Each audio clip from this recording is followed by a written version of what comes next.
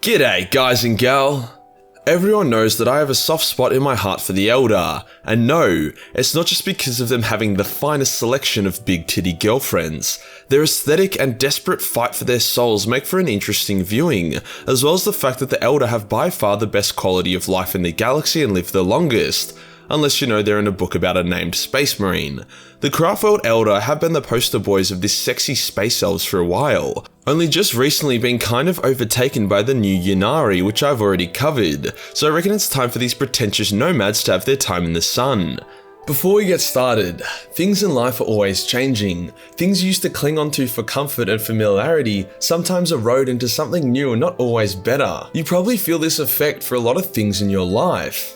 But not for our monthly Surfshark VPN sponsorship. Yes, once again I am asking for your VPN subscription to Surfshark, the best and only VPN I've ever used. So whilst I may be biased, that's irrelevant. For those that still don't know what a VPN is due to a Timmy tier IQ, or you're just new, it's basically a secret agent disguise that you can put on your IP, not only masking it from online predators, but also allowing you to bypass regional firewalls and access the internet in other countries.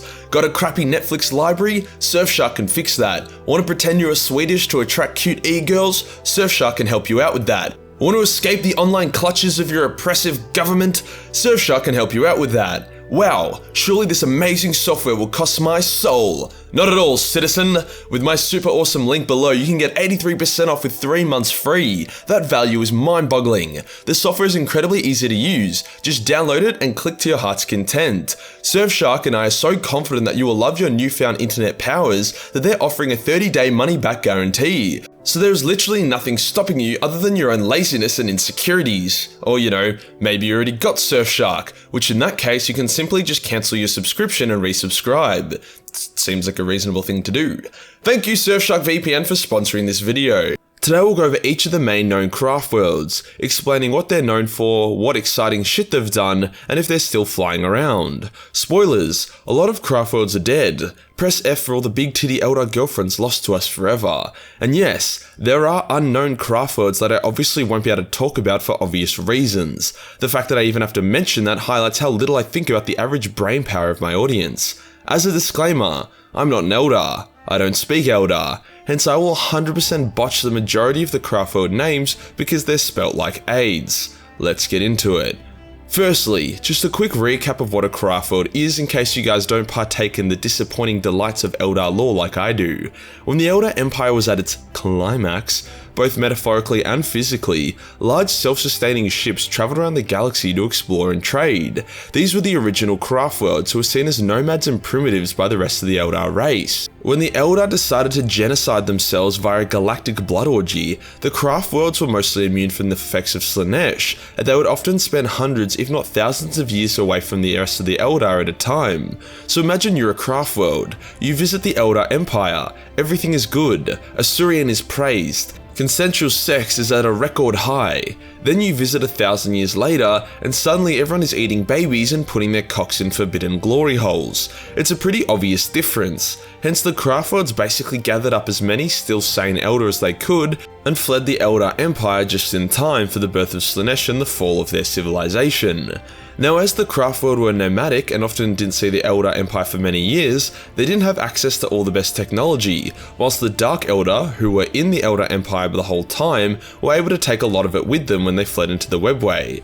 Since the fall, the population of the craftworlds has boomed, and so has their size. Once large trading vessels, many of them are now the size of continents and are powerhouses in their own right, hence the name Craftworld.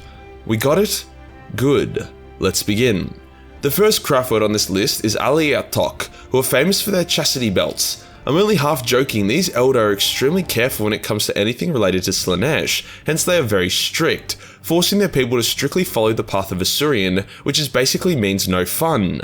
Because of this, a large amount of Eldar from Alatiok leave the craftworld to become rangers, allowing them the freedom to fuck and have fun. They have so many rangers that they've begun to develop a superior class of ranger called Pathfinders. Ironic that the craftworld with the biggest stick up its ass has the largest army of free-thinking rangers. These rangers haven't abandoned their home though, and they're always welcome to return. Sometimes in great need, they will be recalled home if the craftworld is under threat. Alatiok has gone through some shit, which it usually handles well. The Craftworld has destroyed Tyranid splinter fleets and defeated demons. However, due to the Dark Elder's bullshit fuckery, they were nearly destroyed.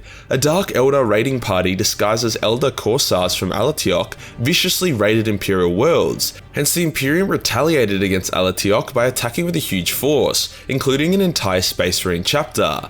The Elder fought hard, but once again, Space Marine models sell more.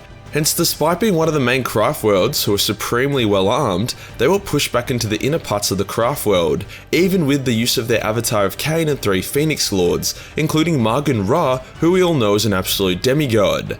Then one of the Rangers found out about the Dark Elder's raiders who framed Alatiok for the memes, so he went to the surprisingly chill chapter master of the Marines and was like, "Mate, it's all a huge misunderstanding. The Dark Elder did it." And the chapter master was like, "Oi bro, what do you mean? I've never seen a Black Elder before." And then the Ranger was like, nah mate, Dark is in our evil dark cousins. We didn't do anything."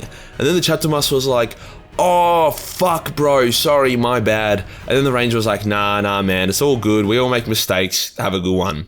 Hence the Imperial forces withdrew and it was all good. Kinda dumb how a single Space Marine chapter and some guardsmen can nearly take down a high tier craft world, but I guess that's just how the cookie crumbles. Next up is the Black Library. Ooh. This super spooky and mysterious craft world stores all the knowledge that the Elder race has on Chaos, and holy shit, it is a lot of knowledge. Most Elder don't even know of this craftworld's existence as it travels through the webway, and despite Ahriman having a raging boner for it, he has not been able to access it yet. Suck shit, Ahriman.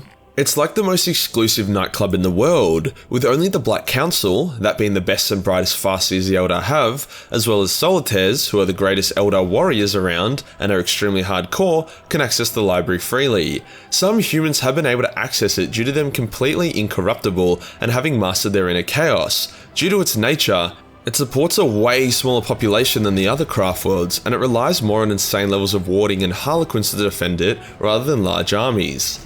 Onto Baal Tan, who just love war. They love it. That shit's like lamb chowder to them. Baal Tan has a huge amount of elite aspect warriors, as well as their own unique tank variant that specializes in killing orcs. Baal Tan believes it can reforge the old Elder Empire through genociding the other races, most notably the orcs. They often team up with humans to kill orcs. It's kind of ironic that the Elder Craftworld that loves war and wears green armor hates the greenskins. Maybe they wish they were orcs and got the idea that if they killed all orcs, they could assume their mantle. Baal Tan had grown confident. They often attacked anything on an Elder Maiden world that wasn't an Elder, and those were often easy targets. They had slaughtered countless orcs and proved their valor time and time again, so it was very humbling for them that a Slaaneshi army would invade the heart of their craft world, causing massive amounts of damage and killing a lot of them. Their Infinity Circle was damaged, and the craft world was broken up into a mobile fleet, with even more warriors leaving Baal Tan to join the Ynnari. Things look pretty grim for Baal Tan. How were they supposed to bring back the Elder Empire if after 10,000 years of trying, they were doing worse off than when they started? But then they were like, wait! Even after the countless orcs we have killed and conquered, they never stop or give up. They never despair. How are we supposed to be the new orcs if we can't even match the current ones? With this new epiphany realized, Baal Tan rallied itself and attacked the galaxy with renewed vigor. Its new status as a craft fleet working to its advantage as it's able to cover more ground. You go, wannabe orcs. After Baal Tan, we have a craft world who has eaten even more shit than them. Liandon.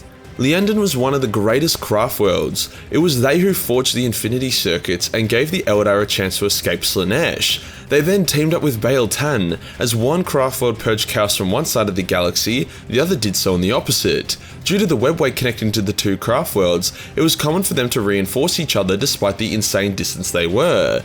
Eventually Baal Tan got too horny for genocide against the other races, whilst Liandon wanted to keep purging just chaos, hence the close alliance they once had went kaput. Despite this, Liandon would continue to beast mode, and eventually a powerful warrior called Uriel rose up and took command of Liandon's fleet. He smashed through chaotic armies like nothing, even wiping out an entire Chaos warband. However, by him leading the Liandon fleet on a preemptive strike against said warband, the warband was able to fire 36 planet-busting nukes at the craft world. These nukes could not be easily intercepted, as all of Liandon's ships were massacring chaos, hence the craft world's defenses were able to wipe out 35 of the 36 nukes. one got through. Ouch. A big part of the craft world blew up, and despite their victory, Prince Uriel was exiled. Things were about to go from bad to worse for Liandon. A fuck-off huge Tyranid hive fleet was on the way to eat them, and the legendary Farseer Eldrad saw it coming and was like, "Yo, Liandon, some rather unpleasant hentai monsters are coming to eat you," and Liandon was like, "Fuck off Eldrad, you old nerd." Hence the Hive Fleet attacked Liandon, and boy oh boy did the Eldar die. Roughly 80% of the craft world had been overrun when Prince Uriel returned from exile with a fleet of Eldar Corsairs. He was like Space Rohan saving Space Minas Tirith from Space Orcs, except they were Tyranids, but you know what I mean. The Hive Fleet was beaten after Uriel took up the Spear of Twilight and killed the Hive Tyrant with it. It was the most Pyrrhic of Pyrrhic victories, as Liandon now had to support a huge army of Wraithguard and other undead Eldar warriors. Over the next few years, Liandon would be attacked time and time again by Orcs, the Imperium, Chaos and Tyranids, and time again, Uriel would slaughter his enemies, but the spear was eating his soul, and he didn't have much life left in him. But then the Ynnari happened, and suddenly he's good again, cause Ynned is awesome, and definitely has no hidden grimdark side effects. Somehow Liandon actually seemed to be on the upper. Whilst Uriel kept the craft world safe, others on Liandon were fulfilling a hectic prophecy that was super handy. So yeah, there you go. Just because 80% of your friends and family get eaten by space bugs of death, doesn't mean it's GG. But then they were attacked again, but then it was okay. Again. Yeah, poor Liandon. Next up for the main craft worlds is Samhain, and they're just here to party. If you took the White Scars, made them Eldar, then de-Asianified them, you would get Samhain, as they love jet bikes, quick attacks, and dumplings. Due to this simpler life, as well as the fact that Samhain abandoned the Elder Empire well before the fall, they haven't had too many issues compared to, let's say, I don't know, Liandon. They are a hot-blooded people who like fighting but not waging war. Due to their dickheadiness, the other craftworlds don't really like them, hence they don't get dragged into many of the other conflicts. Even when the Ynnari arrived to recruit some of them, a Dark Elder assassination squad arrived and interrupted the meeting, meaning Yvraine couldn't really drum up much support. On her next attempt, I would recommend to her that she just tell the people of Samhain that Ynned has super fast awesome jet bikes. Yeah, that should do it. The final main craft world is Ulthwé, home of a cool colour scheme and Eldrad, who is by far the most impactful Eldar and even one of the characters in the entire setting. Ulthwé is full of nerds. It has so many nerds, and by nerds I mean warlocks and farseers, that it barely has any Chad aspect warriors. This is likely due to the fact that it was unable to properly escape the fall of the Eldar, hence the craftworld has been caught in the gravitational pull of the Eye of Terror. Kind of ironic that the craftworld with the most amount of dudes that can see the future couldn't figure out that they probably needed to leave a couple days earlier. As I was saying though, their proximity to the Eye of Terror is probably why so many of them have awesome nerd psycho powers, cause you know, warp spaghetti and whatnot. As Ulthwé doesn't have many aspect warriors, to compensate, their guardians are really powerful, and they're called the Black Guardians, cause of their armor obviously. What were you thinking, you racist piece of— They also employ the use of battle warlocks, hence they are more than capable of defending or attacking despite the lack of screechy bitches. By far their biggest strength though is their really accurate and solid ability to see the future. Unfortunately, this seems to be coupled with intense autism, which continues to ruin any relationship the Imperium might have with the Eldar. For example, Ulthwé sees that a planetary governor has secretly fallen to chaos and will turn his planet into a big-ass demon-filled warp gate, causing mass damage and suffering. Hence Ulthwé would send in a strike team to kill the governor and then leave. They just saved billions of lives and resources, yet all the Imperium saw is an esteemed governor just got blown up. Another example is that a huge orc Wah is due to attack a Tau planet, hence Ulthwé raids the planet in order to put the Tau on alert and prepare for war, hence meaning they are prepared for the orcs and defeat them, but all the Tau see is that Ulthwé were being dicks and just coincidentally worked out.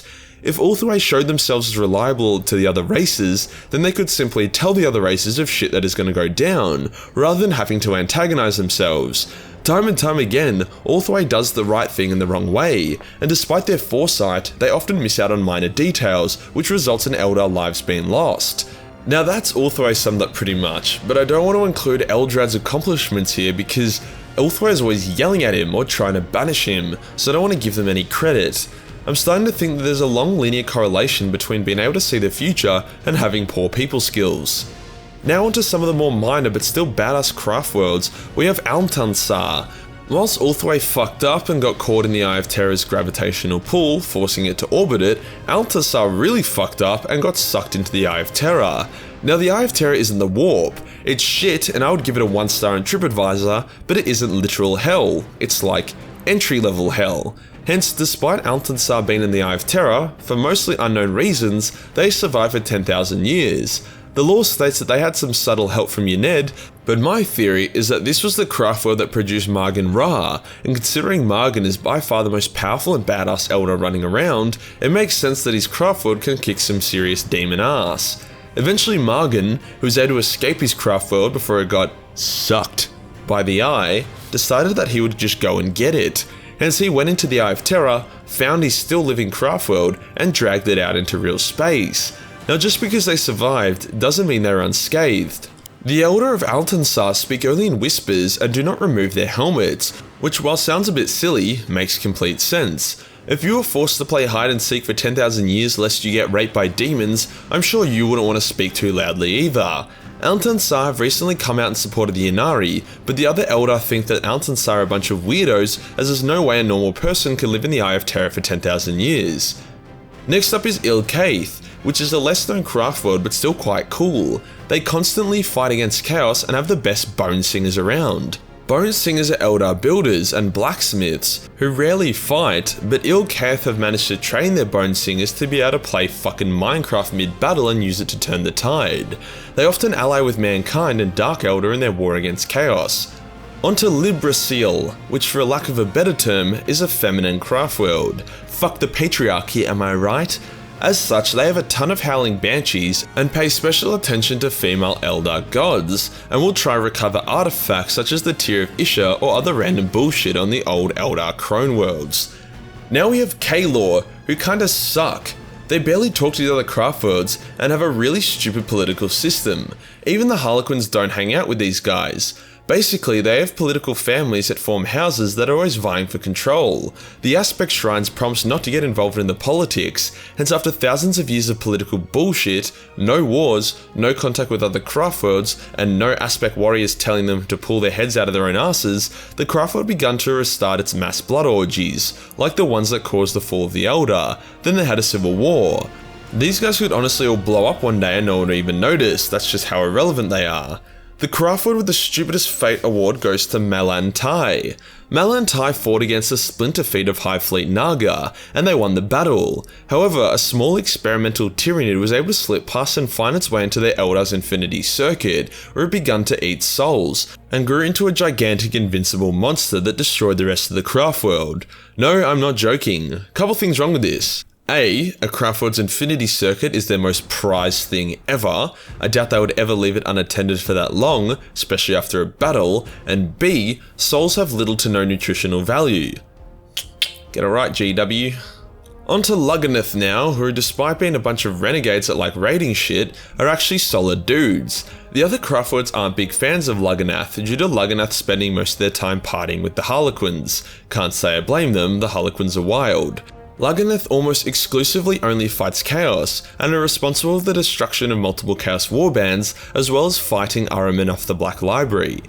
Now we have the Mymeria, who are surprisingly deep lore considering how irrelevant they are. Unlike a lot of the other craftworlds, Mymeria was built during the fall of the Elder to act as an ark for the planet of, you guessed it, Mymeria. For millennia, these dudes and dudettes thought that they were the only craftworld around, and eventually they spawned the legendary Phoenix Lord Aurelius. His arrival taught Mymeria how to properly defend itself and actually kind of be a part of the galaxy. And then he went off and died because, I don't know, it was funny or something. A craftworld that teaches us a lesson is Kira Yis. Slaanesh had a huge boner for this craftworld, but her demons were unable to find a way in. Hence one of the Keeper of Secrets pretended to be an Eldar male and downloaded Tinder. He was able to match with a naive maiden girl who invited him into the craftworld to hold hands and shit. I don't know how Tinder works. While there, the disguised Keeper deactivated the craftworld's anti-rape defenses, hence the full force of Slaanesh invaded, killing everyone on board and devouring their souls. Oh yeah, and the disguised Keeper of Secrets possessed the craftworld's avatar of Cain, because that's a thing apparently. Good going, maiden, you horny bitch. The final minor craftworld is that of Yimlock, who are known for their ability to build tanks and titans. Their titans are the biggest and badder Eldar titans around. Finally, at least one group of Eldar respect the rules of 40k, that being the bigger the better. They also have a proto-Death Star which is powered by souls. Unfortunately, a soul death laser beam constitutes a war crime, hence Yumlock haven't been able to use it yet. The fuck thing is that in terms of craft worlds, we aren't even halfway there yet. However, the rest of them are so minor that they're barely worth a mention. But this video is every craft world explained, so buckle up, buckaroo. Anlossus and Dolphy are craft worlds known for happily teaming up with the Imperium.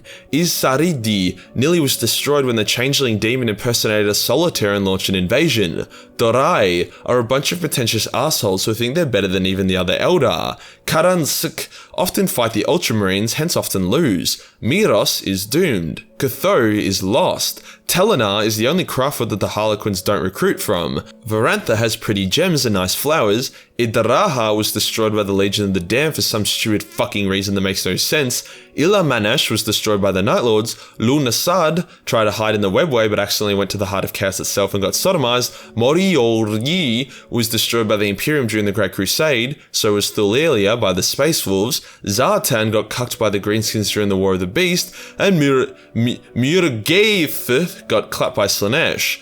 Araksh Quinn Anghi Karas Mitha Mail Khan Nakarintati Still Lut Tilval, Yi Aroth, and Xandros have next to no information about them, but they are likely still floating around somewhere, whilst Aachen, Bel-Shamon, Kolthisi, Lanemenashk, Theriminanger, Urithiel, and Zulasa were destroyed at an unknown time for unknown reasons.